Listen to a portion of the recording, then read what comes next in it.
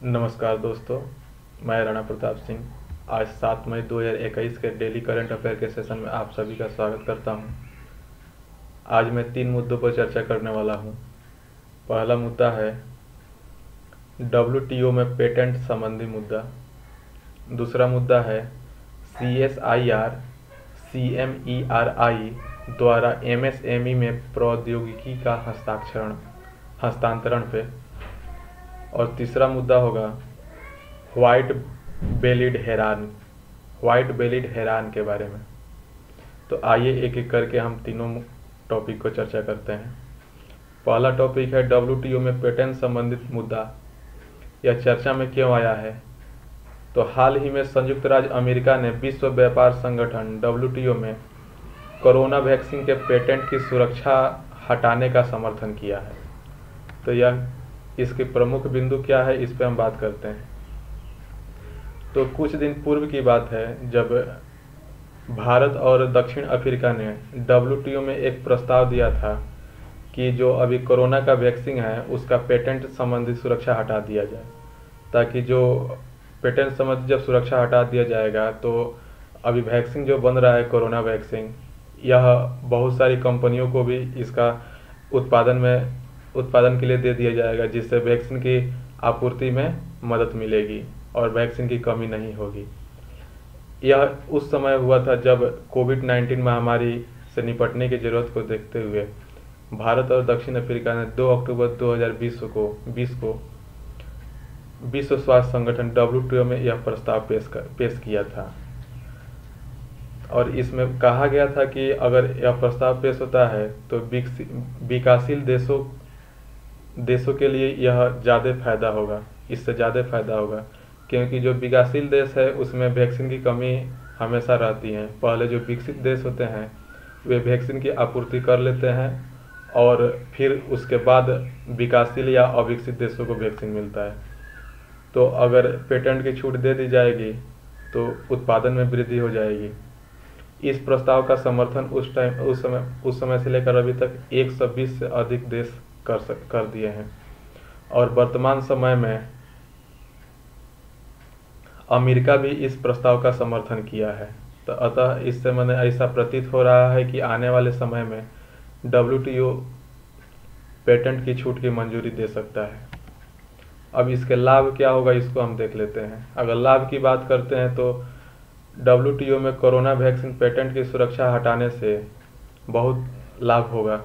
उन देशों को सबसे ज़्यादा लाभ होगा जो अभी विकासशील है या अविकसित है। इससे क्या होगा कि वैक्सीन निर्माण में तेजी आएगी। जैसे अगर पेटेंट सुरक्षा रह रहा है तो जो कंपनी वैक्सीन का निर्माता है वही एक कंपनी वैक्सीन बनाएगी और उससे जितना उसका उत्पादन क्षमता रहेगा उतना ही उत्पादन कर पाएगी। लेकिन वहीं अगर 10 कंपनियों को वैक्सीन बनाने के लिए दे दिया जाएगा तो उत्पादन में 10 गुना वृद्धि हो जाएगी, जिससे आपूर्ति भी 10 गुना हो जाएगी। तो इस तरह से पेटेंट छूट देने से उत्पादन में वृद्धि होगी, आपूर्ति में वृद्धि होगी और जल्दी जल्दी टीकाकरण का काम भी पूरा हो जाएगा और इस तरह से समय रहते हुए भी मैंने कोरोना महामारी से निपटने में सुविधा मिल सकती है। इसकी चुनौतियां क्या है? तो चुनौती की अगर हम बात करते हैं तो जो अगर पेटेंट को फ्री कर दिया जाता है तो जो कंपनी इस वैक्सीन की खोज की है या रिसर्च करके उस पर जो अपना इन्वेस्टमेंट किया हुआ है उसको घाटा पहुंचेगा, क्योंकि जो वैक्सीन के रिसर्च में जो पूंजी लगता है, जो वैज्ञानिक का रिसर्च लगता है, उसमें काफ़ी खर्चे आते हैं और वह कंपनियां वैक्सीन को बेच करके ही उन सब का मुनाफा से उसका पूर्ति करती है। तो अगर पेटेंट की सुरक्षा हटा दिया जाता है, नहीं रखा जाता है, तो उन कंपनियों को इससे हानि होती है, जिससे आगे चलकर क्या होगा कि कोई भी कंपनी नहीं चाहेगा कि हम नया रिसर्च करें, नया डेवलपमेंट करें। तो इससे डेवलपमेंट और रिसर्च में कमी आ जाएगी। दूसरा ये भी अभी चुनौती सामने आ रहा है कि जो अन्य कंपनियां हैं उनका इंफ्रास्ट्रक्चर जो है वह सही नहीं है, जिसके कारण जो अगर पेटेंट दूसरे कंपनी को दे भी दिया जाता है तो वे कंपनियां दूसरी कंपनी उत्पादन में कोई ज़्यादा खास वृद्धि नहीं हो पाएगा। अब हम बात करते हैं ट्रिप्स की। ट्रिप्स के बारे में, ट्रिप्स है क्या? तो ट्रिप्स एक बौद्धिक संपदा अधिकार के व्यापारिक संबंधी पहलुओं पर बना एक अंतर्राष्ट्रीय समझौता है। यह ट्रिप्स का जो सदस्य होते हैं, जितने भी सदस्य देश WTO के सदस्य होते हैं, वे सभी ट्रिप्स के भी समझौता में शामिल हुए मान लिए जाते हैं। ट्रिप्स एक बाध्यकारी समझौता है जो 1 जनवरी 1995 को लागू हुआ था। ट्रिप्स के कुछ 7 प्रकार के बौद्धिक संपत्ति अधिकार है जिसकी चर्चा यहाँ पे की गई है। यहाँ पे पाते हैं कि पहले में इसमें प्रतिलिपि प्राप्त करने तथा उससे संबंधित अधिकार होता है, जैसे इसमें कॉपीराइट एंड रिलेटेड राइट होता है पहला। दूसरा होता है ट्रेडमार्क्स। तीसरा होता है भौगोलिक संकेतन, जिसको ज्योग्राफिकल इंडिकेशन कहते हैं, जिसको GI टैग भी बोलते हैं। चौथा है औद्योगिक डिजाइन, जिसे इंडस्ट्रियल डिजाइन होता है। पांचवा है पेटेंट। छठा है इंटीग्रेटेड सर्किट ऑफ डिजाइन। और सातवां है अप्रकाशित सूचना का संरक्षण या ट्रेड सीक्रेट। तो ये 7 प्रकार के संकेतन या बौद्धिक संपदा इसमें शामिल होते हैं। तो जितने भी कंट्री WTO के सदस्य होते हैं वो सारे कंट्री इस ट्रिप्स के समझौते में ऑटोमेटिक शामिल हो जाते हैं। अब शामिल होने से क्या होता है कि अगर उन सभी को ये 7 जो बौद्धिक अधिकार है, बौद्धिक संपदा अधिकार है, इनका पालन करना पड़ता है। अब हम जान लेते हैं विश्व व्यापार संगठन क्या है। तो विश्व व्यापार संगठन 1 जनवरी 1995 को अस्तित्व में आया था। इसका मुख्यालय जेनेवा स्विट्जरलैंड में स्थित है। WTO के प्रमुख कार्य है व्यापार समझौतों को प्रकाशित करना, व्यापार प्रतिनिधियों के लिए फोरम की स्थापना करना, व्यापार विवादों को सुलझाना, व्यापार नीतियों की निगरानी करना, विकसित देशों या विकासशील देशों के लिए तकनीकी सहयोग व प्रशिक्षण देने और अन्य अंतर्राष्ट्रीय संस्थाओं से सहयोग करना। ये सभी कार्य जो होते हैं ये WTO के कार्य होते हैं। अब हम नेक्स्ट मुद्दे पर बात कर लेते हैं। नेक्स्ट मुद्दा है CSIR CMERI द्वारा MSME को प्रौद्योगिकी का हस्तांतरण से संबंधित मुद्दा है। तो इसको हम बात कर लेते हैं कि चर्चा में क्यों आया है। तो CSIR CMERI द्वारा तीन सूक्ष्म लघु और मध्यम उद्यमों को, जिसे MSME भी कहा जाता है, को प्रौद्योगिकी के हस्तांतरण किया गया है। अब इसके प्रमुख बिंदु क्या है, इस पे हम बात कर लेते हैं। तो CSIR CMERI ने हाल ही में 3 सूक्ष्म लघु और मध्यम उद्यमों MSME को कुछ प्रौद्योगिकियां का हस्तांतरण किया गया है, जो इस प्रकार है। इसमें से पहला है ऑक्सीजन कंसंट्रेटर प्रौद्योगिकी। दूसरा है हाई फ्लोरेट आयरन रिमूवल संयंत्र प्रौद्योगिकी। ये 2 संयंत्र जो है उनको ट्रांसफर किया गया है। इसमें क्या होता है कि ऑक्सीजन कंसंट्रेटर प्रौद्योगिकी मेसर्स C&I कैलिफ्रेशर प्राइवेट लिमिटेड राजस्थान को दिया गया है, तथा मेसर्स एसर कॉर्प गुरुग्राम को हस्तांतरित किया गया है। ये 2 प्राइवेट लिमिटेड कंपनी को ऑक्सीजन कंसंट्रेटर टेक्नोलॉजी को दिया गया है ताकि वे जल्दी से जल्दी बनाएं इन सब चीज़ों को। वहीं पानी से लौह तत्व को दूर करने के लिए हाई फ्लोरेट आयरन रिमूवल संयंत्र प्रौद्योगिकी मेसर्स मां दुर्गा सेल्स एजेंसी गुवाहाटी को दी गई है। नेक्स्ट है CSIR CMERI के मुताबिक उक्त प्रौद्योगिकियां नवाचारों को आम लोगों तक पहुंचाने का कार्य करेगी। जो ये कंपनियां हैं, इन लोगों को यह नया रिसर्च करके पेटेंट दे दिया गया है। अब ये कंपनियां जो है इनसे जो प्रौद्योगिकी मिला है उससे नई नई चीज़ें को बनाएंगी और उस तरह से आम आदमी तक इसका लाभ पहुंचेगा। गौरतलब है कि भारत के कई क्षेत्रों में पानी के पीने के पानी में जो है लौह तत्व बड़ी मात्रा में मौजूद है। जो हम पानी पीते हैं उसमें आयरन बहुत ज़्यादा पाया जाता है, जिसके कारण पानी दूषित होने की समस्या पैदा होती है। इसलिए जो CMERI जो है, यह फ्लोरेट आयरन रिमूवल संयंत्र प्रौद्योगिकी, high flow rate iron removal plant technology को विकास किया है।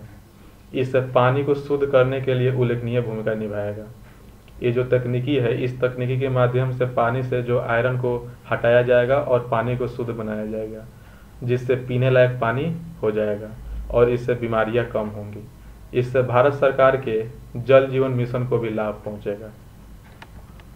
अब हम बात कर लेते हैं central mechanical engineering research institute के बारे में कि ये क्या है। तो central mechanical engineering research institute जो है, यह इसको जो है सेंट्रल CMERI को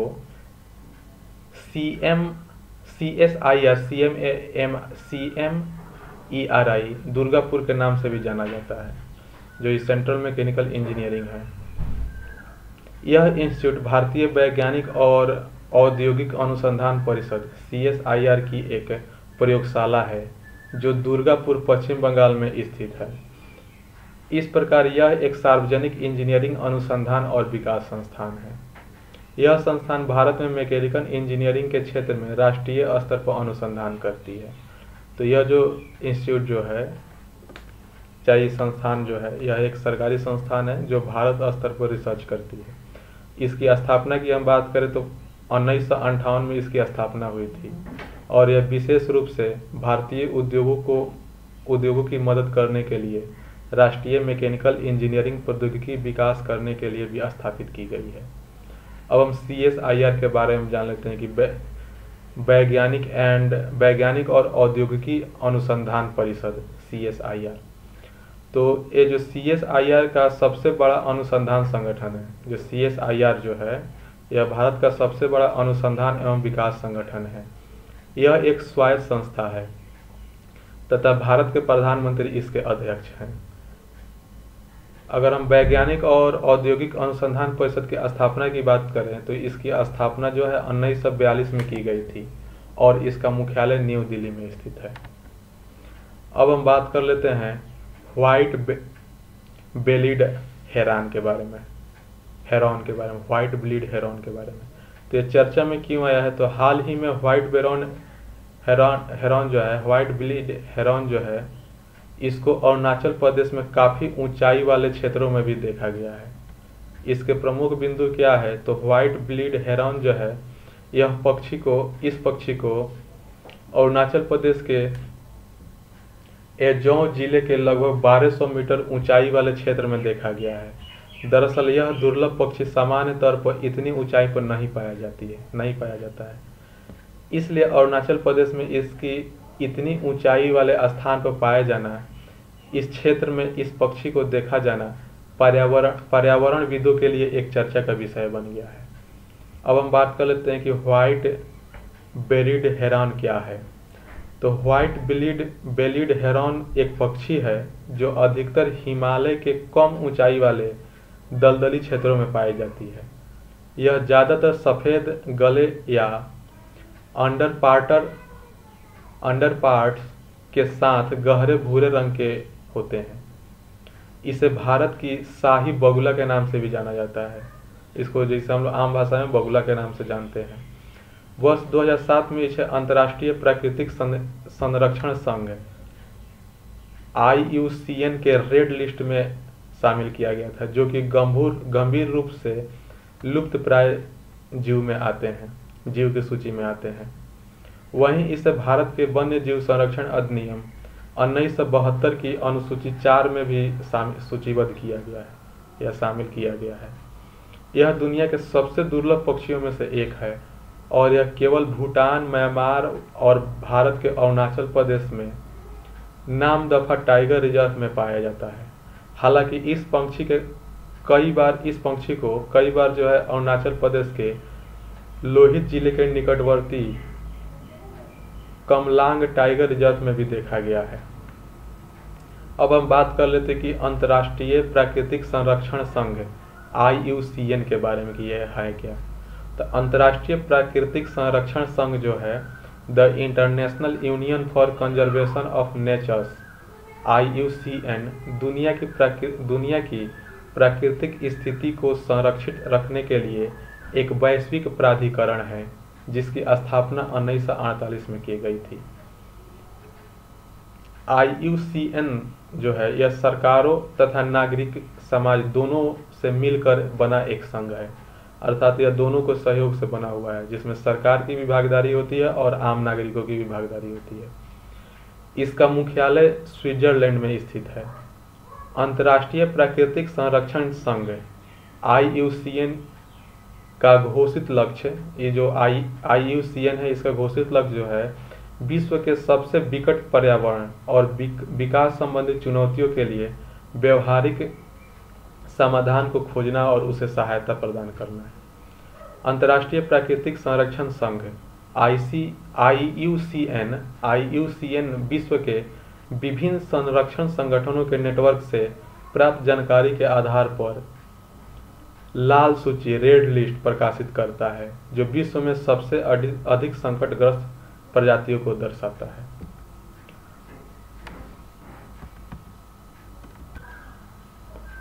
और इसी के साथ ही आज का लेक्चर समाप्त होता है। अगर आप इस लेक्चर का PDF पाना चाहते हैं तो हमें टेलीग्राम के जनरल डिस्कशन #UPSC हैशटैग पे ज्वाइन कर सकते हैं। वीडियो अच्छा लगे तो आप इसे लाइक शेयर और सब्सक्राइब कर सकते हैं। Thank you.